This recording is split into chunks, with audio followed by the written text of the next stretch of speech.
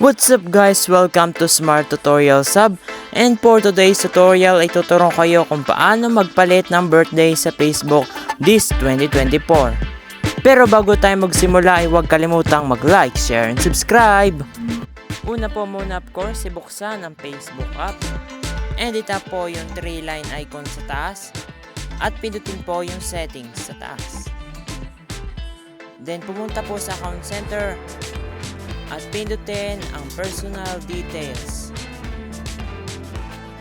Sa personal details ay pindutin po yung iyong birthday. Tapos pindutin po yung edit. At ilagay po kung ano ang iyo talagang birthday. I-make sure nyo po na ito na po yung totoo nyong birthday. Then itap po yung save.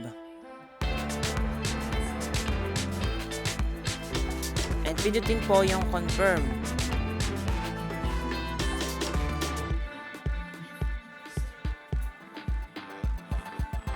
And okay na po. Nabago na po yung birthday ko from April na naging December.